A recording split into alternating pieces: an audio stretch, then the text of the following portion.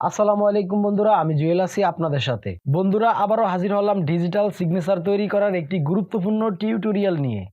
বন্ধুরা, আমরা যখন অনলাইনে যে কোনো ধরনের অ্যাপ্লিকেশন সাবমিট করি অথবা আমাদের প্রয়োজনে কোথাও মেইল করি, তখন কিন্তু আমাদের সেই অ্যাপ্লিকেশনের মধ্যে নিজেদের সিগনেচার অ্যাড করতে হয়। আমি উদাহরণস্বরূপ দেখাচ্ছি। ধরুন, স্ক্রিনে এখন যেই আবেদন ফর্মটি দেখতে পাচ্ছেন, এই ফর্মটি যদি আমি কম্পিউটার দিয়ে ফিল আপ করে সাবমিট করতে চাই অথবা কোথাও মেইল করতে চাই, সেক্ষেত্রে ফর্মের শেষে এখানটায় আমাদের নিজেদের সিগনেচার অ্যাড করতে হয়। আপনার কাছে যদি প্রিন্টার, স্ক্যানার কোনোটি না থাকে, সেক্ষেত্রে আপনি কিভাবে এই ফর্মের মধ্যে সিগনেচার অ্যাড করবেন, তো আপনি কিভাবে আপনার সিগনেচারটিকে কম্পিউটারে ইম্পোর্ট করবেন এবং সেটিকে পিএসডি এবং পিএনজি ফরম্যাটে সেভ করে রাখবেন এবং সেই সিগনেচারটিকে আপনার ইচ্ছেমতো যে কোনো ধরনের অ্যাপ্লিকেশনের মধ্যে ব্যবহার করবেন, সেই বিষয়টি এখন আপনাদেরকে বিস্তারিত দেখাবো। চলুন ভিডিওটি শুরু করা যাক।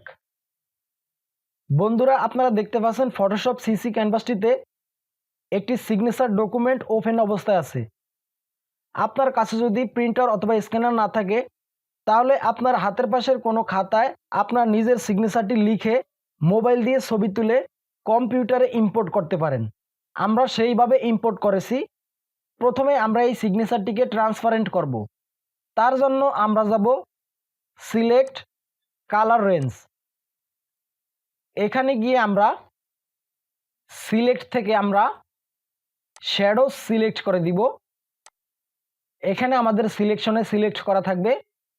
সিলেকশন প্রিভিউ থেকে আমরা গ্রে স্কেল সিলেক্ট করে দিব। তারপর আমরা এখান থেকে ওকেতে ক্লিক করব। এখন দেখুন আমাদের সিগনেচারটি সিলেক্ট হয়েছে। সিগনেচার লেয়ারটি সিলেক্ট থাকা অবস্থায় আমরা যাব create new fill or adjustment layer. এখানে গিয়ে আমরা যাব সলিড কালার। এখান থেকে আমরা ব্ল্যাক কালারটি সিলেক্ট করে দিব। তারপর আমরা ওকেতে ক্লিক করব।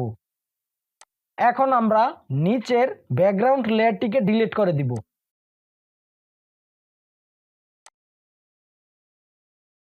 এইভাবে আপনারা সিগনেচার ট্রান্সপারেন্ট করতে পারেন। প্রথমে আমরা এই সিগনেচারটিকে পিএসডি সেভ দিব। তার জন্য আমরা যাব ফাইল, সেভ অ্যাজ। এখানে গিয়ে যেই জায়গায় আমরা সেভ দিব ওই লোকেশনটি আমরা দেখিয়ে দিব। এখানে পিএসডি সিলেক্ট করা থাকবে। এখানে আমরা একটি ফাইল নেম দিতে পারি। আমরা এখানে সিগনেচার 1 লিখব। সিগনেচার লেখা আছে, এখানে আমরা 1 লিখে সেভে ক্লিক করব। তারপর এখান থেকে আমরা ওকেতে ক্লিক করব। এইভাবে আমরা পিএসডি সেভ দিতে পারি। এখন আমরা পিএনজি সেভ দিব। তার জন্য আমরা যাব ফাইল, সেভ অ্যাজ। এখানে আমরা পিএসডি থেকে পিএনজি সিলেক্ট করে দিব। এখানে আমরা লিখব সিগনেচার 2। তারপর আমরা সেভে ক্লিক করব। এখান থেকে আমরা ওকেতে ক্লিক করব। এখন দেখুন, এটি হলো আমাদের পিএনজি ফরম্যাট, এটি হলো আমাদের পিএসডি ফরম্যাট। এখন আমরা এই সিগনেচারটিকে ডকুমেন্টে ইউজ করব। সিগনেচার লেয়ারটি সিলেক্ট থাকা অবস্থায় এখান থেকে মুভ টুলটি সিলেক্ট থাকতে হবে। তারপর এইভাবে ড্র্যাগ করে ডকুমেন্টের উপরে এনে ছেড়ে দিব। কিবোর্ড থেকে কন্ট্রোল টি বাটন প্রেস করে ট্রান্সফর্ম করব। তারপর আমরা কিবোর্ড থেকে অল্ট এবং শিফট বাটন প্রেস করে ধরে রেখে এইভাবে ড্র্যাগ করে ছোট করে নিব।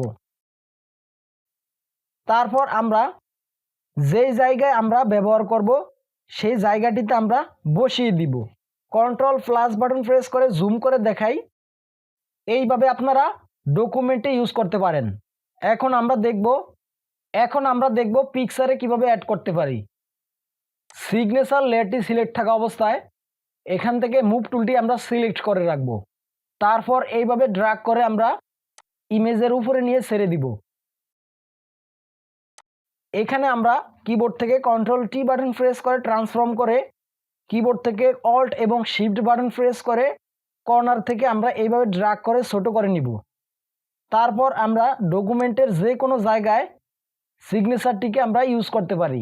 আমরা এই জায়গায় ইউজ করব। তারপর আমরা কিবোর্ড থেকে এন্টার বাটনে প্রেস করব। লেয়ার থাম্বনেইলে ডাবল ক্লিক করে আমরা এখান থেকে আমরা সিগনেচার কালার চেঞ্জ করতে পারি। তারপর আমরা ওকেতে ক্লিক করব।